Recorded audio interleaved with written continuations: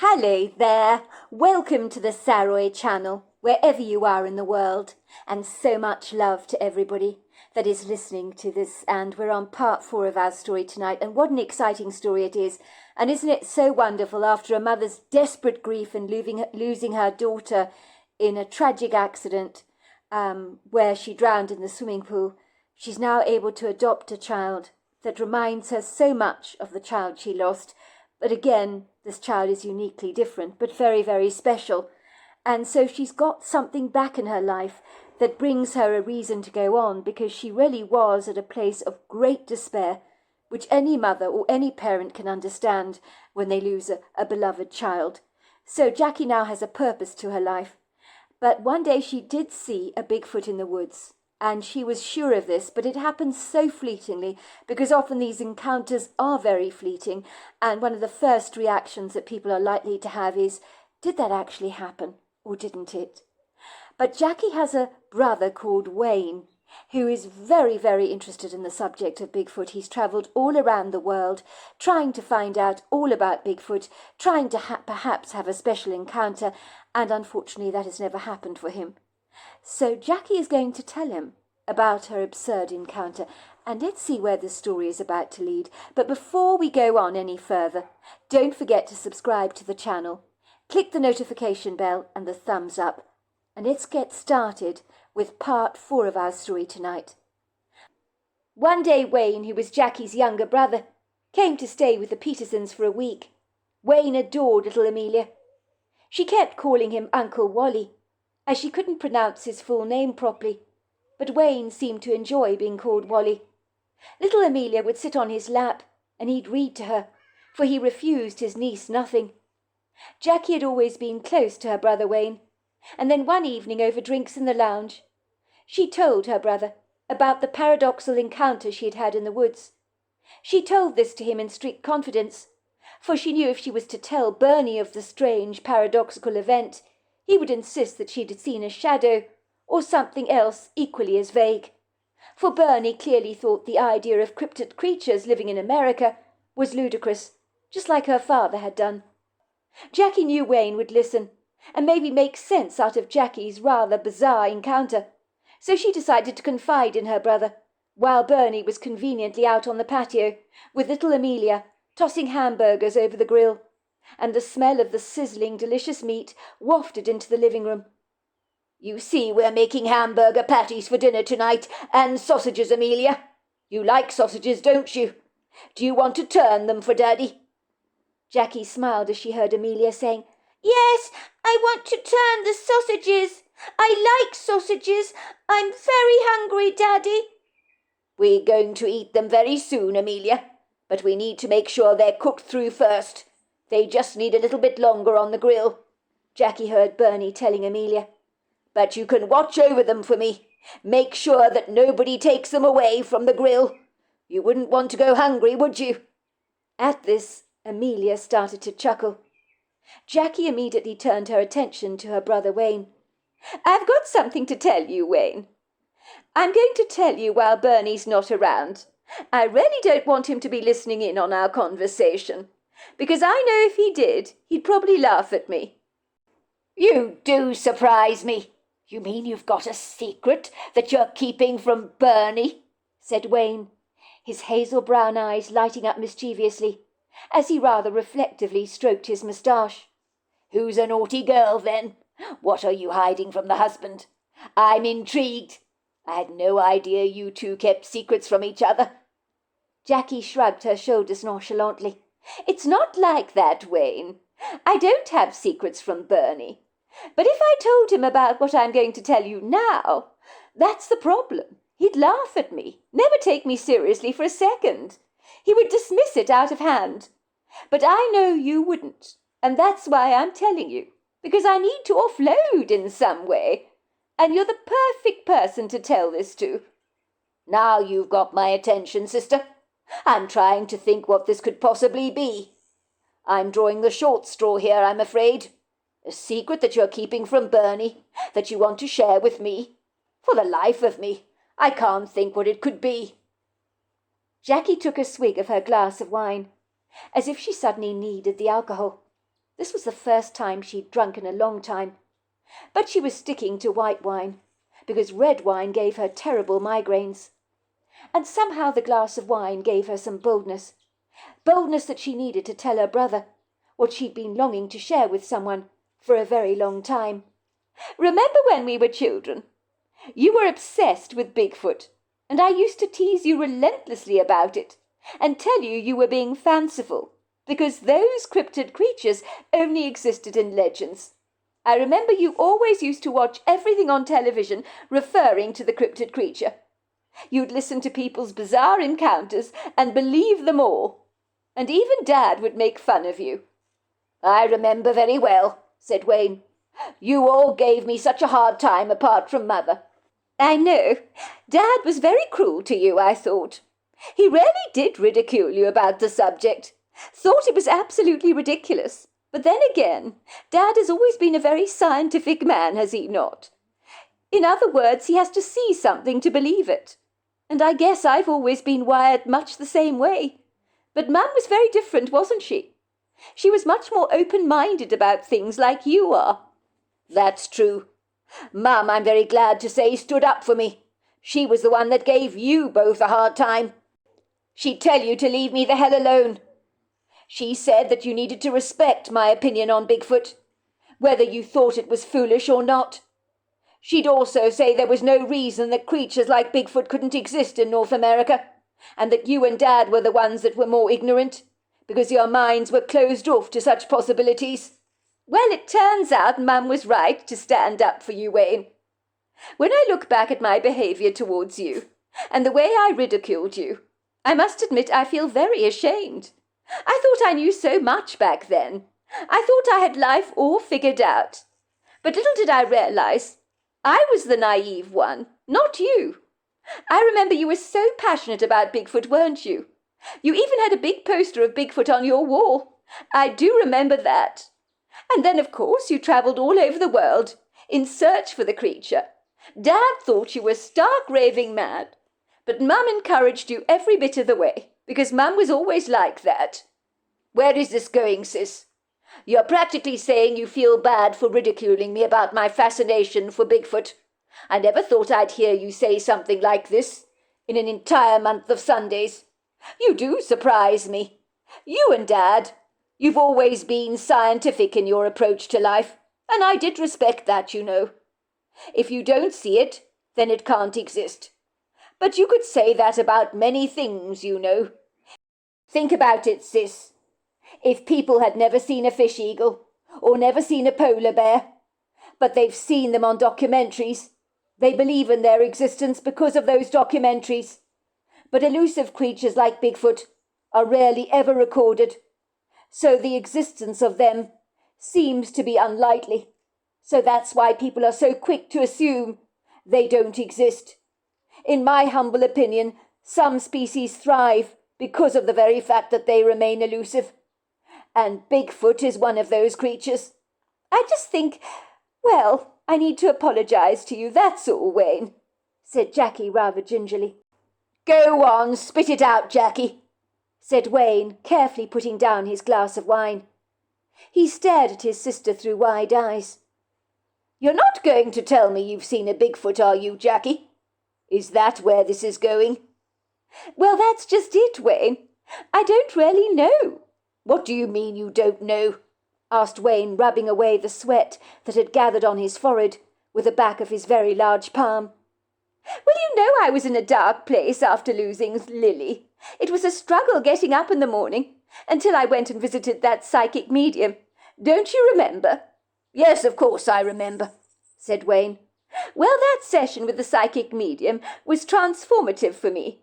All the heaviness lifted. So I remember going out of the house for the first time that year and taking the 2 bulldogs for a walk. I don't think they could believe their good fortune. Anyway, they started chasing after this poor little rabbit in the woods and were so consumed by their quarry, they failed to see what I saw." "What did you see, Jackie?" asked Wayne. "Well, I saw a Bigfoot, but it happened so fleetingly, so very fast. After the encounter, I doubted what I'd seen, and sometimes I still doubt that I actually saw it. So you saw a Bigfoot in those woods? Do you know how many trips I've taken over North America, sis, with other Bigfoot enthusiasts like myself, in pursuit of the cryptid creature? I visited places far and wide where Bigfoots have been sighted. I even took that 3-week trip to Alaska for the very purpose of looking for a Bigfoot. And what happens? I find absolutely nothing. No evidence of anything. No sign of any Bigfoot activity. I was drawing blanks. It was so destroying for me. When I told Dad about it all, he snorted at me disdainfully and told me I was chasing after a ghost that didn't even exist. He said to me, "You're never going to find anything, Wayne, because it doesn't exist." But you, sis, you take a casual stroll in the wood grove and you see a Bigfoot. Life can be so damned unfair, if you ask me. Correction, Wayne. I think I saw a Bigfoot. There is a difference, you know. After the creature vanished, I was certain I must have imagined him. I began to doubt myself. Wayne shook his head. You didn't imagine the Bigfoot? Sorry, but you may be good at making up fairy stories with your children. But you've never really had a great imagination. You're much more scientific like that. You may have been grief-stricken at the time when you saw the Bigfoot and had the paradoxical encounter, but I am certain your imagination was not playing tricks with you. You believe it was because when people see things out of the realms of what they consider to be real, their reaction is to doubt what they've seen.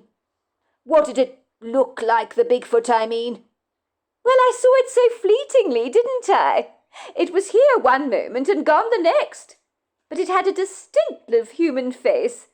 It was covered in long black hair, and I believe it actually spoke to me in my head. Telepathically, you could say. You think it spoke to you? For goodness sake, Jackie, it either did or it didn't. Well, it wasn't an audible communication, as I was saying. It was telepathic.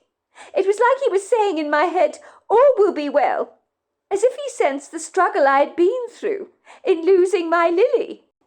Wow, that is incredible, sis, and I don't for a second think you imagined it. If you think the creature spoke to you in the head and said all is well, I don't doubt he did for a second. Suddenly Wayne appeared to look quite animated.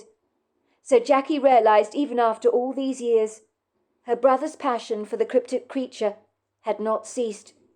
You do believe me, don't you, Wayne? Of course I believe you, sis. I don't doubt you for a second. I do wonder if the Bigfoot is still around. Tell me, since you've lived here, have you seen anything strange, perhaps? Well, it's funny you should say that. There was a time. It was rather bizarre. It was after Lily's drowning accident. I remember walking to the pool where Lily had met her tragic end, and that was when I saw all these stones piled up together in a huge heap. They looked very significant, you know, like a memorial of some kind. And there was a single flower in the middle, a pink flower it was, very pretty. I thought one of the EMTs had done it, you know, as a memorial stone to Lily. But now I'm not so sure. It's kind of a strange thing for a person to do, don't you think? And I'd never observed it before. I mean, it was the next day I discovered it. I don't think humans would do that. But a Bigfoot would likely do something like that, said Wayne, suddenly appearing excited. Anything else bizarre you can think of that comes to mind, sis? Try and think very hard. Anything strange that caught your attention, perhaps? Well, I do know that when Bernie and I go into the woods on occasion, sometimes when we're walking the dogs, we both feel watched. But the bulldogs don't appear to notice a thing. They're so fixated on chasing rabbits. It's almost like they have a tunnel vision. I think when I say walkies to them, the word actually means chasing rabbits time. They're obsessed with bunnies. And let's just say they never have any luck chasing after them, because those rabbits run like grease lightning, and my bulldogs waddle after them, looking quite ungainly on their feet.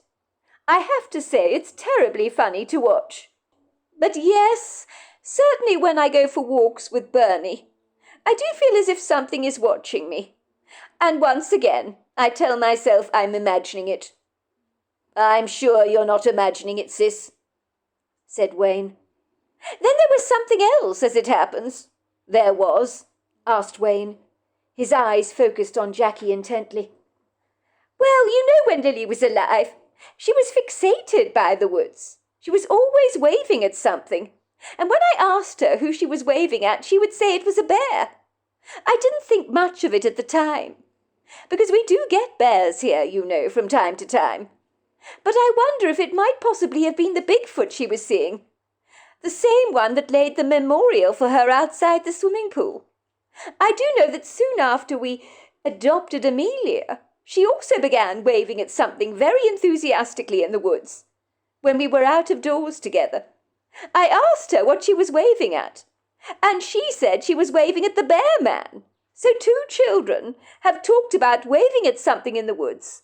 Lily talked about it being a bear, and Amelia talks about it as being a bear man. So I'm pretty sure that even Amelia may possibly have seen the Bigfoot, but I can't be certain about anything. She will say bear man, Mummy. The bear man is waving at me. But when I look at where she's pointing, I see absolutely nothing. So I naturally assume it's her imagination playing tricks on her. But it might be something. Bigfoots are very elusive, said Wayne. But I think from what you've been telling me, there's definitely been a Bigfoot on this property. But whether he's still around is debatable. I believe the creatures travel over long distances in search of food, and they remain extremely elusive. I'd like to see if I could spot the Bigfoot you've seen myself. I don't hold up much hope in that regard, though. The amount of times I've gone to places, sis, with Bigfoot enthusiasts such as myself, spending a great deal of my hard-earned money on travel costs and so forth. I mean, I've gone into woods in the middle of the night, made wood knocks, let out whoops, you know, the sort of thing. But I've always returned home empty-handed, feeling a tad foolish, I suppose. But I still unequivocally believe in the existence of Bigfoot. I really do. At that point, or rather inopportune moment, so to speak, Bernie had entered the lounge. He had overheard Wayne saying that Bigfoot was real, and there was a large smirk that developed on his face, which confirmed to Jackie, of course, that not telling her husband about her absurd encounter in the woods had indeed been a wise thing for her to do. "You believe in Bigfoot, Wayne?" he said mockingly. "Come on, bro. You can't be serious." Wayne stiffened rather uncomfortably and said, "Laugh at me as much as you like, Bernie. I'm used to people mocking me. But yes, as it happens, I do believe the cryptid creature is real." "What is Bigfoot?" asked Amelia, with wide, curious eyes. "Nothing for you to concern yourself with, sweetheart," said Jackie. "It's just a fairy story, love," insisted Bernie. Amelia's eyes appeared to widen. "I like stories about fairies." "I know you do, love," said Bernie. "But you said you're hungry, didn't you?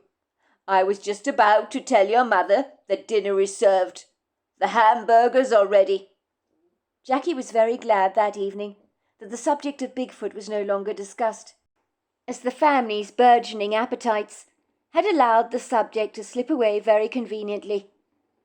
Wayne and Jackie exchanged secret looks together, and Jackie could tell that a light had gone on in her brother's eyes that had been fueled by her confiding in him about her rather absurd encounter with the Bigfoot in the woods. Bernie's account, when Jackie told me her rather absurd story about encountering a Bigfoot in the woods, I didn't doubt for a single second that what she was telling me was true. I knew my sister Jackie had suffered a great deal, losing her little daughter Lily in that tragic drowning accident in the swimming pool. She had blamed herself for what had happened, as any mother in her position likely would have done. But thankfully, after she visited the psychic medium, it was like the weight of her lugubrious melancholia had finally lifted and almost melted away. Let's just say, after the miraculous arrival of little Amelia in my sister's life, I was very glad that the sister I thought I had lost for good came back to us in full throttle, because little Amelia had given Jackie a purpose, a reason to get up in the mornings. It was uncanny that Amelia possessed so many of Lily's quirky qualities. It was hard not to see her as a gift from God himself, which I invariably believe she was. She seemed to fit in the Peterson family so seamlessly, as if she all but belonged, and I soon forgot that she wasn't even my sister's biological daughter. She soon began to call Jackie Mummy and Bernie Dad. When my sister took that casual stroll in the woods with her bulldogs, the day after she had visited that psychic medium, that was when she claimed she had encountered a Bigfoot, albeit ever so briefly. In fact, the bizarre encounter appeared to be so fleeting, rather like a butterfly brushing past you, nudging you on the cheek for a second, and you begin to wonder if it was a trick of the light. It's easy to second-guess yourself and to doubt what you've seen. But I know when people encounter a Bigfoot, their reaction is very much the same. "I'm not sure if I saw what I thought I saw," they'll lightly say. "Maybe I was imagining it." And then in the next breath they will say, "But I'm sure I saw it." And then they'll go on to give me details about the creature that they couldn't possibly make up. So I knew that they had obviously seen it. And much was the same for my sister. I think Jackie is the most down-to-earth person you could possibly know. So she'd never have dreamed up something like a Bigfoot. Her mind has never entertained the possibility of the cryptid creature's existence. And I'm quite certain on the day she took that casual stroll in the woods, a Bigfoot is the last thing she'd expected to encounter, which made her story all the more plausible to me. I was not surprised, of course, that my sister Jackie didn't want her husband Bernie to know what she'd seen in the woods that day, as Bernie, like any doubting Thomas, would believe anyone who believed in the possibility of the cryptid creature existing in North America was likely as mad as a March hare, which does explain why so many people out there are exceedingly reluctant to come forward and publicly announce any bizarre encounter they might have had with the creature, for fear of ridicule, and who can blame them for that? I remember growing up in our household that my sister Jackie and my father relentlessly patronized me for being passionate about all things pertaining to Bigfoot. My extreme faith in the existence of such a creature made my father very concerned about my psychological well-being. He couldn't believe any respecting son of his could possibly entertain the preposterous idea of Bigfoots existing in North America. He warned me very carefully not to talk to other people about the secret passion I was nursing, lest they should make fun of me, or think I was a simpleton, or a half-witted ignoramus. I remember him saying to me very precisely, "Son, these people who claim to have seen a Bigfoot are just big storytellers. They're making up things as they go along, all for attention. And you've fallen for it hook, line and sinker, because you tend to be very gullible. You're swallowing up all their fictitious claims. I promise you if these things were real, we would have evidence to affirm their existence. But any evidence that they claim to have is so vaguely obscure. And you know why? It's because none of those claims are remotely true. It's all pie in the sky. In other words, it's completely bogus." "So is that it, Dad? You really think in so much uncharted territory all around North America that hasn't even been explored by man, that these unusual creatures don't exist, like Bigfoot? Is that what you're saying? You think it's an impossibility? Son, I can assure you that the only place that Bigfoot exists is in your very active imagination. If you want my salient advice, you'll keep this passion of yours cloak and dagger. Don't tell anybody about it. I don't want you to be ridiculed." I knew my father, of course, had a point, so I never openly acknowledged my feelings about the matter, apart from the people I connected with online. And it was through these acquaintances that I arranged to go on many intrepid adventures all around North America, with people who had the same passion as I did about the cryptid creature. I would go to places where Bigfoots had been sighted, but when I went exploring these areas, they were well off the beaten track at times, usually in wilderness destinations. But after much searching, I would leave empty-handed and bitterly disappointed, for despite all our greatest attempts, we never came across any Bigfoots, and sometimes I wonder if that was on purpose, almost as if the Bigfoots knew that we were searching for them, and for that very reason they remained all the more elusive. And that, in my mind, is a very definite possibility. But I must admit, when I returned home, I would doubt myself, and I would wonder if my father was right after all, and that perhaps I was extremely naive, and the stories that people had told me about their Bigfoot encounters were not credible after all. But there was another part of me, an inner knowing, if you like, that didn't doubt for a second that Bigfoot was real. When my sister Jackie told me about her run-in with Bigfoot in the woods, part of me was aggrieved, rather jealous, I will admit, but then there was another part of me that was extremely excited, as if a light had been triggered within me. I guess I just thought, after all my intrepid adventures on the hunt for Bigfoot over the years, that had led to absolutely no sightings and no signs of Bigfoot activity in the area, it was hardly fair that my sister takes a random stroll in the woodgrove on her property, which finally leads to a Bigfoot encounter, and yet the Bigfoot spoke to her, telling her all would be well, in some kind of telepathic exchange, which my sister wondered if she had imagined. How can you imagine something like that? It struck me that the Bigfoot had to be extremely intelligent and very discerning, because it knew the tribulations my sister was clearly going through at the time, and all about her daughter's untimely demise. So they have to be emotionally intelligent creatures. And yet, believe it or not, there are people out there who want to hunt for these creatures, to kill them, to have them as a trophy in some way. And if a creature is emotionally intelligent and imposes no threat, killing it, in my opinion, is tantamount to murder. My sister emphatically believed the memorial stones left around the swimming pool were left there by the Bigfoot himself, to honour Lily's tragic passing, which had left our family so completely devastated. When the psychic told my sister that Lily's death had been preordained, I was not cynical about such a revelation.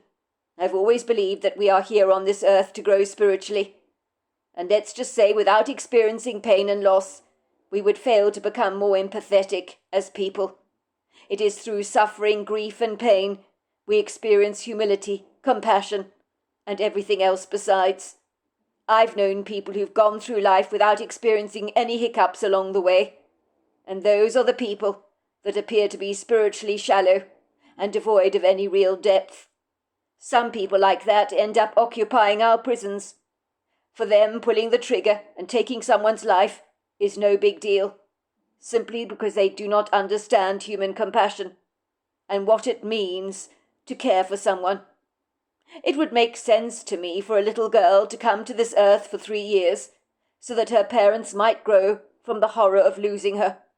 I've never told this to my sister Jackie before, but after Lily died and Amelia came into her life, she changed exponentially in so many positive ways.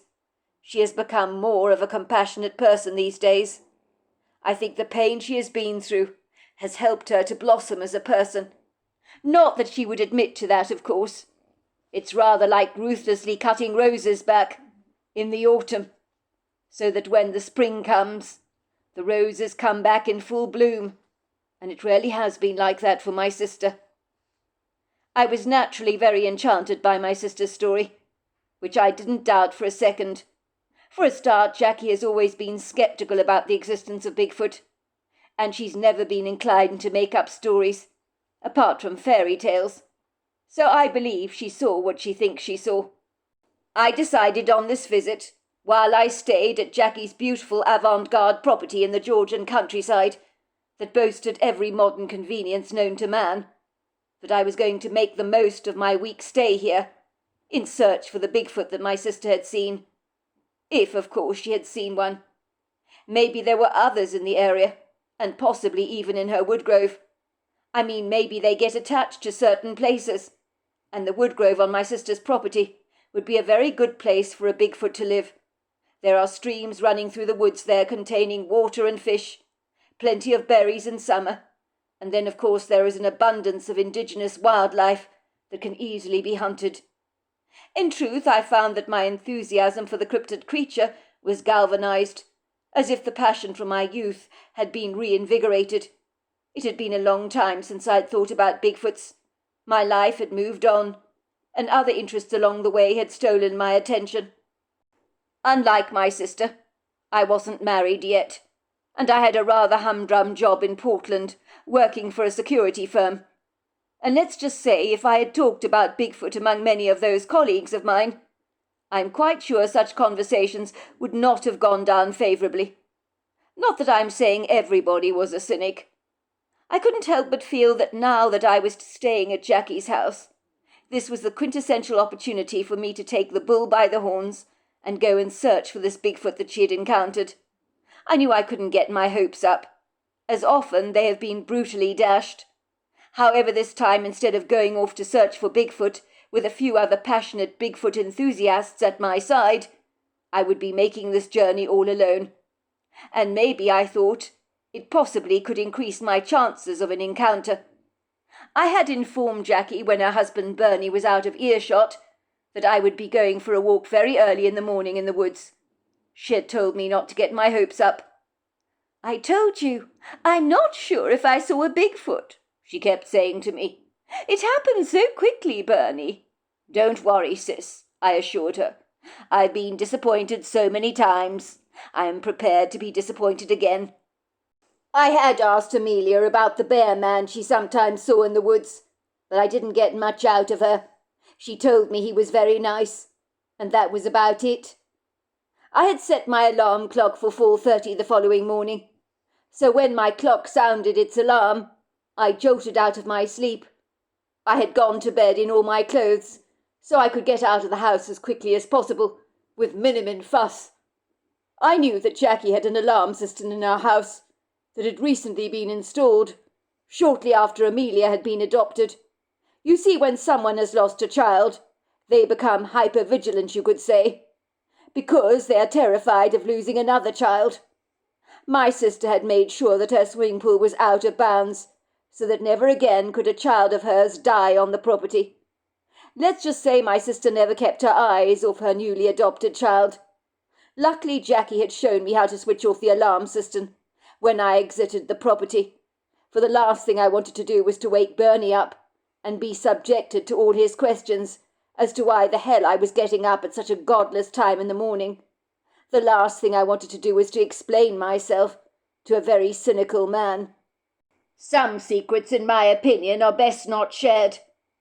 It rather reminded me of the olden days getting up like this, going on my early morning or nightly quests in search of the elusive creature, for I was doing it all over again, and I felt like a child embarking on an exciting adventure. There was a pronounced nip in the air, so I made sure I dressed warmly, and then I grabbed the torch that Jackie had given me the previous night. The door of the guest room swung open very quietly as I gingerly tiptoed across the landing, past Amelia's bedroom, and past Jackie and Bernie's bedroom. All their doors appeared to be halfway open, and I did my level best not to make a single sound. Luckily, Jackie's house, being a new build, didn't creak in the way that old houses tend to do, but I very nearly set the alarm off when I almost forgot to disengage it. The bulldogs were contentedly sleeping in the kitchen in their baskets. I was absolutely certain when I slipped past the kitchen, all hell would break loose, and their barking would give me away. I could imagine Bernie coming running down the staircase, waving a wrought iron fire poker in his hands, staring at me through the darkness, thinking I might possibly be a dangerous intruder. I'm very glad to say the Petersons' bulldogs did not bark, so my escape from the house was pretty seamless, without too many challenges. I glanced down briefly at my watch. It was 5:15. It was dark, with not a sliver of light outdoors, apart from the soft illumination from the moon. that was bashfully hiding her face behind some cloud cover. I was grateful that Jackie had given me a very good torch, with great visibility, as it really did feel more like 2 o'clock in the morning than close to 5. There was a cool breeze blowing against my cheeks as I hesitantly made my way through the wood grove, where Jackie had experienced her bizarre encounter. Would I be so fortunate, I wondered? I wasn't so sure. I felt a prickle of excitement tickle my chest teasingly, as if I was filled with a colony of monarch butterflies flapping around inside of me. I knew this feeling well enough. I'd experienced it on numerous Bigfoot hunts before, that had all amounted to absolutely nothing. It got significantly much darker for me when I stepped into the forest, but that was to be expected, of course, although thankfully with so much tree fall, as the trees were shedding their autumn leaves, occasionally a trickle of light from the reticent moon appeared to wash through the woods, so it made visibility even better. I made my way rather gingerly down the curvaceous woodland trails that twisted and turned in every direction. I was listening for any strange sounds that might get my attention, but all was inauspiciously very unnaturally quiet, as if the forest itself was holding its breath. I didn't like the fact that everything had grown so solemn, so austere, so silent, almost as if a predator was lurking around. Suddenly I was gripped with a feeling of great trepidation, and that was when the whispering began. Can you see me? He's over there, he's over there, he's over there, he's over there. It was so haunting. I felt chills running down the back of my spine. It felt as if a group of people were whispering about me, but it was a horrible, unsettling feeling. The woodgrove had become menacing, as if it had become a godless, iniquitous place. I had been in the woods before with my sister, when she first built her dream home here, and they had never felt so unwelcome as they did now. Of course, I told myself I was being ridiculous. There was nothing to be fearful of, as the Bigfoot encounter my sister had enjoyed was completely benign, very benevolent. So why should it be any different for me, were I to encounter the creature? But something did not feel right about the woodgrove that morning. I am the kind of person who intuitively always listens to my gut. I've always been that way inclined. But on this occasion, I paid it no regard, as such was my resolute determination to encounter a Bigfoot. I scrambled through the grove of trees, but I couldn't shake off the feeling that my life was in mortal danger. That was when I heard the whispering, getting louder and louder and louder. Go after him, go after him, get him, we'll get him. And then I could hear the shuffling of feet, the moving around of foliage. I'd hear the thumping sound of something that I couldn't be sure what it was, and I would hear twigs being crunched, and I knew instinctively I was being followed. So I turned around and flooded the wood grove with my torchlight, but I saw nothing. Go back to the house, a voice inside me kept urging me. It's not safe here. But I stubbornly refused to listen to my instincts. Then the figures appeared before me. There were 3 of them, lofty figures. They were humanoid individuals, but they were not Bigfoots.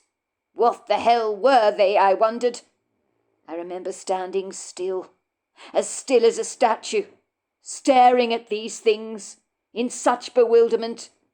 And now I was absolutely sure, without any reasonable doubt, that I was experiencing a lucid nightmare, because what I was seeing could not possibly be real. It couldn't be. The creatures continued to whisper in front of me, as their eyes, dark as the night, were fixed on me. And I knew they were talking about me. Everything about them was soullessly insidious. I shone my torches on them, and I could see they were covered in beige-looking skin that was lacking so much colour. They were tall and lanky, with long spindly legs, and arms with hands that possessed razor-sharp talons that were as long as fingers. and were capable of doing a great deal of damage. They could probably slice through anything, like a knife. They had sunken eyes that were black and lifeless. Their heads were larger than their bodies. Suddenly they began lunging towards me. They were like 3 grasshoppers, as there was something insect-like about them, and yet human in their gait. I remember letting out a shrill, ear-piercing scream, because I knew that these things were about to kill me. I began to run as fast as I possibly could, but the things began to give me chase. All the while they whispered among each other. My life flashed before my very eyes, and I remember a profound sense of sadness washing over me, as I thought I would not be around to see Amelia getting married one day, and for some reason that was very upsetting. And I also wanted to see if my sister had any more children, because on this morning, while the Peterson household lay fast asleep in their beds, I was facing a battle between life and death. And I remember when I screamed out like I did, I thought the sound had come from one of these horrendous-looking creatures that appeared to be pursuing me. But I realized later the sound was coming from me. All of a sudden the woodgrove began to boom and thump, and I could hear feet, heavy feet, pounding through the woods. The creatures that were pursuing me stood still for a moment. They began whispering among each other. I think he's coming, he's coming, he's coming. I know this because I very unfortunately tripped over a burgeoning root that I failed to see, and I struggled to get up. So I hurriedly looked behind me to see how close these creatures were getting to me. I was gasping for breath, my heart thundering violently in my chest. The humanoid figures had become strangely reticent, as if they had become somewhat reluctant to follow me. The booming sound in the woods increased, and this booming appeared to unsettle them for some reason. And then there he was, a gargantuan-sized male Bigfoot, possibly over 9 foot tall. He thundered towards these humanoid creatures and let out a formidable roar that was quite terrifying. He began to vigorously pound his ponderous chest with his fists, which was an extremely intimidating gesture. The creatures let out a shrill scream, and then they fled from the Bigfoot. If I'd ever envisaged encountering a Bigfoot, it had certainly not been on these terms. Over the years I'd learnt that people had always been taken aback by the size of a Bigfoot, but nothing prepared me for the size of this creature that I was seeing now. The morning had broken, and I still was clutching my torch. So when I looked up at the Bigfoot, I'm quite sure my jaw had dropped to the ground, and my eyes were probably standing on stalks. The Bigfoot was lofty, but broad at the same time. Every part of his body rippled with muscle definition. He was built like the Incredible Hulk, covered in long flowing dark hair, with significantly sized big biceps. But it was his expressive face that held my interest hostage, as everything about the Bigfoot's face was so human. Granted, he had a protruding forehead, deep-set hooded eyes, high cheekbones and a flat nose. But in his awesome presence, I was completely humbled, as he was so majestic in every sense of the word, and he carried on his being an ancient wisdom that was so palpable I could tangibly feel it.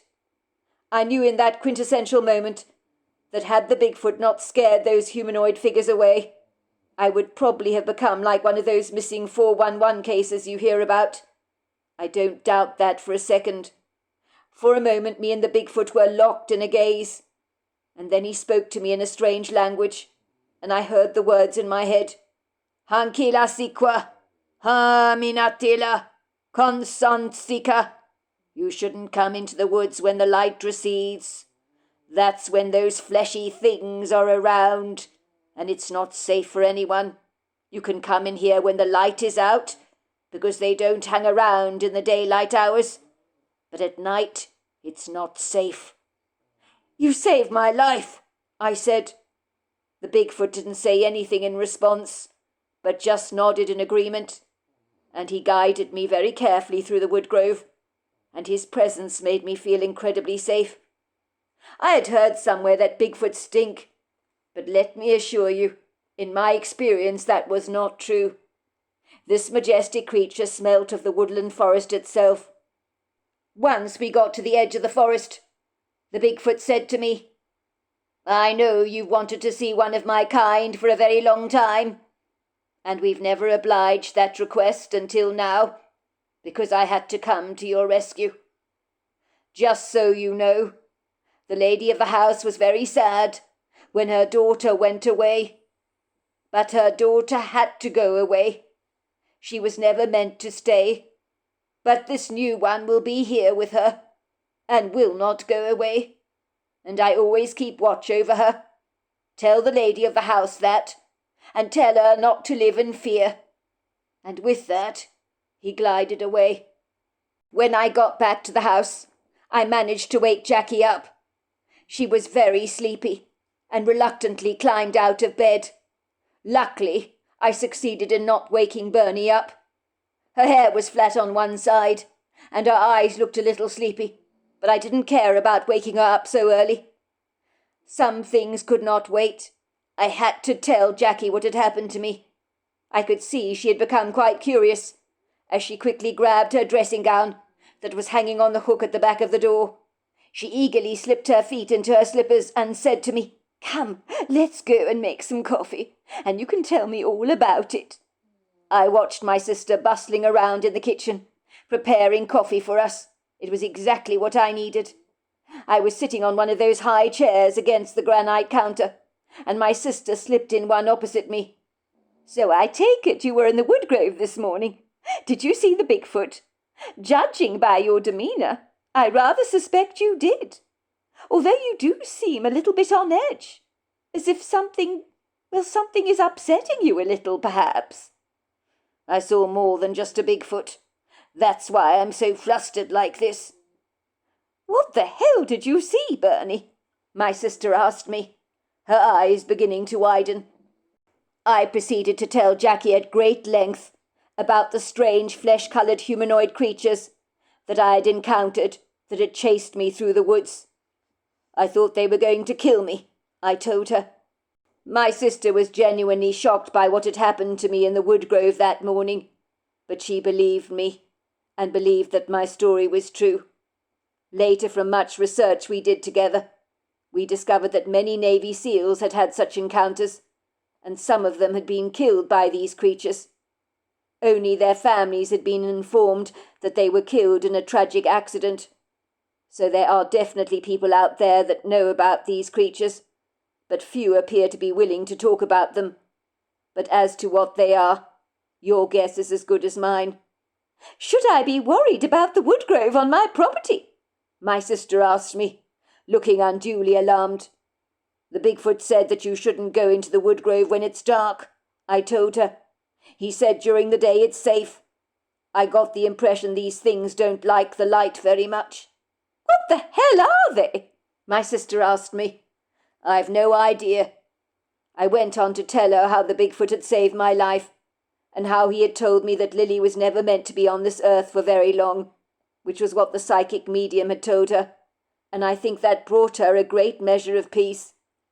In the years that followed, my sister went on to have another boy and a girl, and although she misses Lily terribly, she's moved on with her life, and determined to live it to the fullest, for life is very short. As for me, I'm glad to be around to see it all, as I know without the Bigfoot's intervention, I doubt I'd still be here. So there you are. That's my story. Wow, what an incredible story. Until next time, goodbye and good night.